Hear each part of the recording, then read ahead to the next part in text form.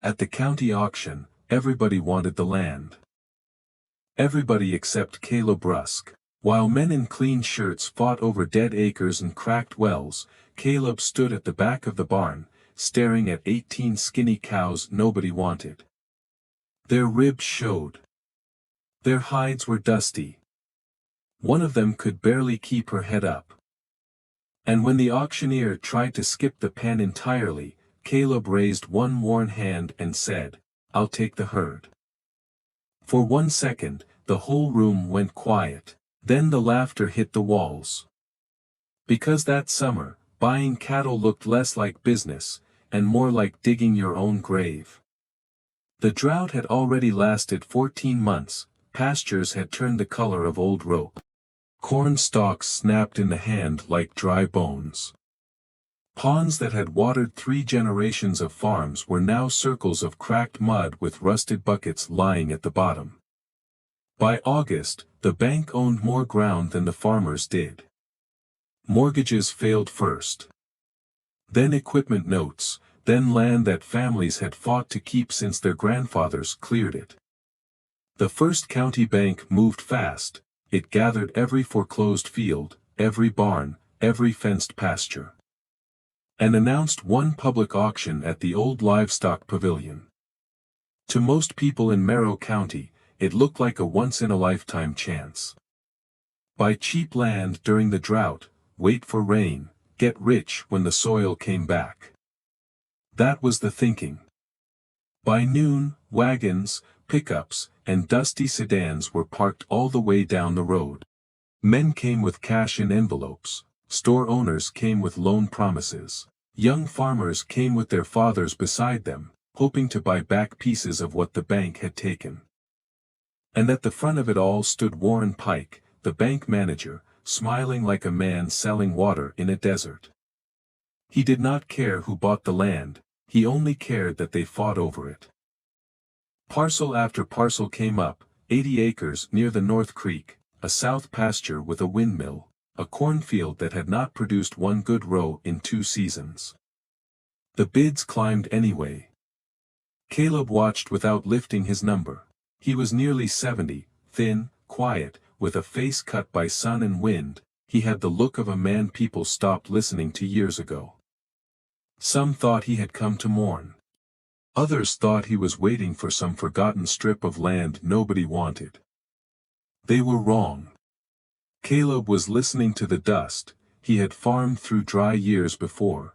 He knew the kind that broke and the kind that settled in. This one had settled in deep. The grass roots were dead in places, the creek stones had gone white. Even the mesquite leaves were curled tight against the heat. Land was not the bargain everybody thought it was. Not yet. Then Caleb saw the pen. It sat beside the far wall, half hidden behind a stack of empty feed sacks. 18 cows stood there, dull-eyed and underfed, their brown and white coats faded by sun. No one walked over. No one asked about them. To the crowd, they were another problem the bank wanted gone. But Caleb stepped closer. He did not look at them the way buyers look at meat. He looked at their feet, their ribs, their hips, their udders. Then he bent slightly and studied the little notches in their ears. A younger man beside him laughed. "Caleb, those things won't last a month." Caleb did not answer. Another man said, "You'd spend more watering them than they're worth." Still, Caleb kept looking. Because under the dirt and hunger, he saw what the others missed. Not beef cattle. Not culls. Dairy cows. Old blood. The kind of herd that did not look impressive when it was starving, but could turn grass into money when handled by someone who knew what he was doing. The auctioneer finally pointed toward the pen, almost as an afterthought. "Next lot, 18 head. Bank cattle, no reserve." A voice from the crowd called out, $5 each. The barn laughed again. Warren Pike glanced at Caleb. And Caleb made the mistake Pike had been waiting for. He lifted his number. The bank manager's eyes sharpened. He walked toward the auctioneer, whispered once, then stepped back with a small smile. The auctioneer cleared his throat, opening at $120 a head. The laughter turned into groans. 120, someone shouted. For walking bones. A neighbor grabbed Caleb by the sleeve. Don't do it. Pike is bleeding you because he knows you want them. Another said, you don't even have enough hay to winter that many. Caleb looked at the cows. Then at the bank manager. Then he reached into the inside pocket of his coat and pulled out a folded envelope. It held $2,160, almost everything he had left. He paid it without bargaining. When the receipt was signed, the barn treated him like a fool who had just performed for them. Some laughed in his face. Some shook their heads. One man said loud enough for everyone to hear, that old man just bought himself 18 funerals. Caleb folded the receipt once, put it in his shirt pocket, and led the herd out into the heat. The road home crossed 7 miles of ruined farms. On both sides, fields lay flat in gray. Abandoned irrigation pipes sat in the rows like dead snakes.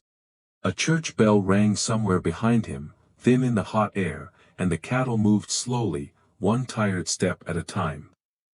To anyone watching from the road, it looked pitiful.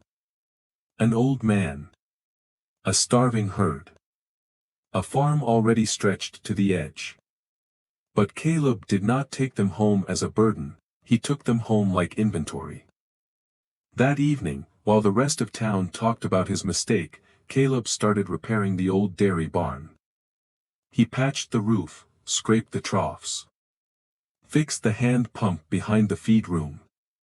Dragged out the broken stanchions and rebuilt them one at a time.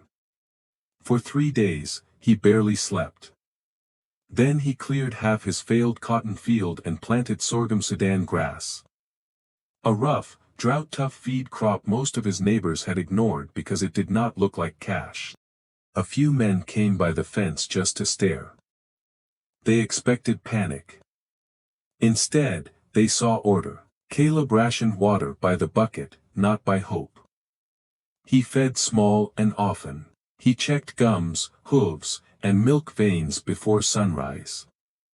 He kept the weakest cows in shade during the worst heat. And when one neighbor told him, "You can't milk dust," Caleb finally answered, "No.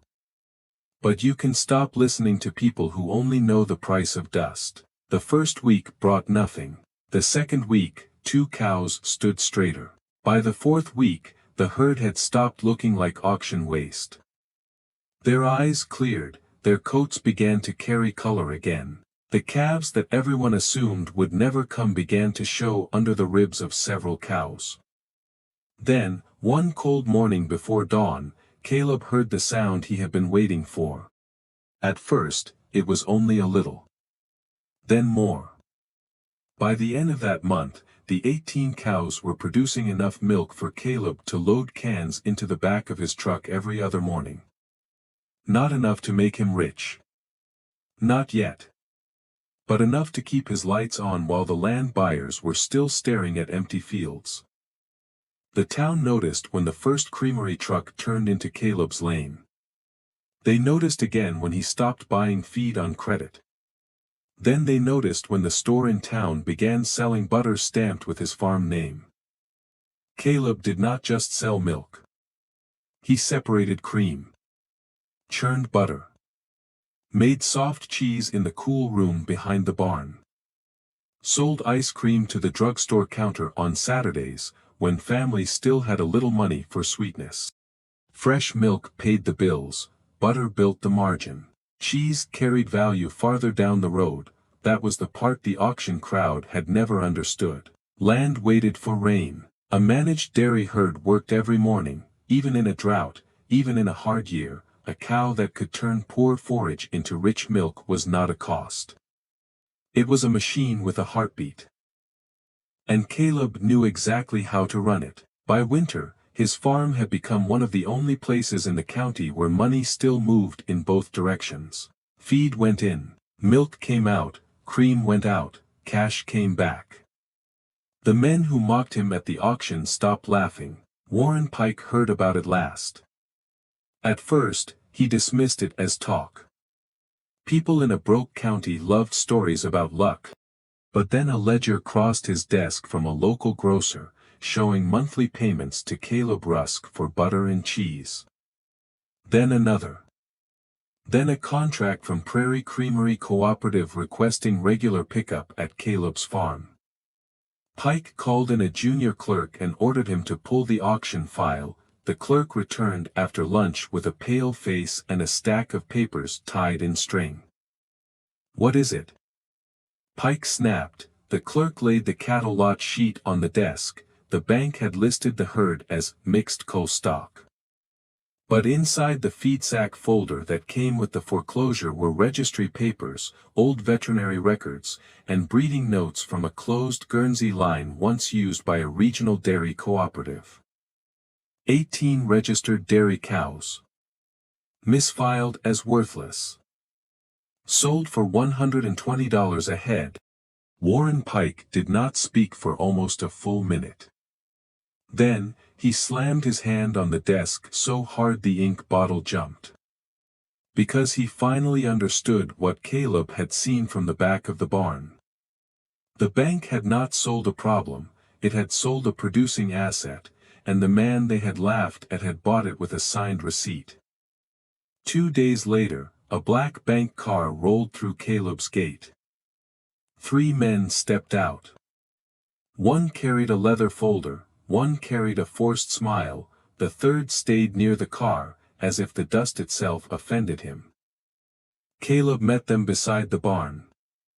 Pike said there had been a clerical error, the cattle had been improperly classified, the auction lot had included animals of special value, the bank would refund his money immediately and take the herd back. Caleb listened, then he said, "No." No shouting, no anger, just one word, dropped clean between them. Pike's smile disappeared. He said Caleb had taken advantage of a mistake. Caleb took the receipt from his pocket, same fold, same paper. Same black ink. "I bought what you sold." The bank tried pressure next, letters arrived, then threats, then a formal claim saying Caleb had no right to retain livestock that had been materially misidentified during auction. People in town told him to settle, they meant well. A poor farmer did not beat a bank in court, not in Merrow County. Not when the bank held half the mortgages and knew every judge by first name. At the feed store, one man leaned close and said, "Caleb, give them half, keep your farm." Caleb tied a sack of mineral mix shut and looked at him. "They did not want half when they thought I was stupid." The courthouse filled the morning of the hearing. Farmers stood along the walls, store owners took every bench, even people who had no business in town came to watch the old man lose what they had finally realized he understood. The bank arrived with 2 lawyers, and 6 folders of papers. Caleb arrived alone. No briefcase, no witnesses, no clean suit. Just his work coat, his hat in his hands, and the same calm face he had worn at the auction. For the first hour, the bank controlled the room. Their lawyers spoke about classification error, material value, unjust enrichment, and equitable recovery. They made the herd sound less like cattle and more like stolen machinery. One lawyer held up the registry papers and said, "These animals were never intended to be sold under the terms represented at auction." The judge looked toward Caleb. "Mr. Rusk, do you have counsel?" Caleb stood. The room leaned forward. He said, "Yes, Your Honor." And that was when the courthouse doors opened. 3 attorneys walked in, not local men, not county men. They wore dark suits, carried sealed documents, and moved with the kind of quiet confidence that made the bank's lawyers stop whispering. The first attorney stepped forward. "Your Honor, we represent Mr. Rusk through Prairie Creamery Cooperative." Warren Pike turned white. Because he knew that name. Everyone in Dairy Country knew that name. The lead attorney placed a file on the table, and began with the one truth the bank had never bothered to ask. Before Caleb Rusk became the quiet old farmer at the edge of town, he had spent 22 years as a herd superintendent for Prairie Creamery. He had evaluated dairy cattle across 3 states, he had managed breeding records, he had certified production lines. When he saw the starving cows at the auction, he did not guess, he recognized them. Then the attorney showed the second document. A supply agreement signed the same afternoon Caleb bought the herd. It stated that Prairie Creamery would purchase milk and derivative products from Caleb's farm, and in return, provide legal defense on any title challenge connected to the auction cattle. The bank's lawyer objected. The judge overruled him. Then came the third document, the auction receipt. Clear lot number, clear head count. Clear price, clear signature from the bank's authorized auction agent, no reservation of special value, no conditional transfer, no clause allowing the bank to reclaim the herd because it later regretted the sale. The bank had sold the cows, Caleb had paid. Title had passed. Everything else was embarrassment dressed up as law. By late afternoon, the courtroom had changed shape, the bank's confidence had drained away. The crowd had gone silent, and Caleb, who had entered, looking like the weakest man in the room, suddenly looked like the only one who had understood the room from the beginning. The judge ruled before sunset. The bank's claim was denied. Caleb retained full ownership of the herd. Prairie Creamery's contract remained valid, and any further attempt to interfere with the cattle or the farm's production would expose the bank to damages. Outside the courthouse, no one laughed. Warren Pike walked past Caleb without looking at him. The old farmer stood on the courthouse steps, receipt still folded in his pocket, dust on his boots, barn smell on his coat. A reporter asked him how he knew. Caleb looked across the square toward the bank building, then back toward the road that led home. He said, "Some men read ledgers. I read cattle." Over the next year, the drought did not break quickly. Rain came late, then thin, then not enough. Many of the auction fields changed hands again before they ever produced a good crop. But Caleb's herd kept working. Morning after morning the milk cans filled. The creamery checks came steady. The butter label spread into 3 towns, the cheese traveled farther than the story did. Within 9 months, those 18 cows had earned back more than triple their auction price. Within 3 years, their calves had built a herd large enough that Caleb no longer depended on any banker's opinion of his future. And every time a creamery truck left his farm, it carried the same lesson down that road. The crowd had seen bones, the bank had seen waste, Caleb had seen production hidden under hunger.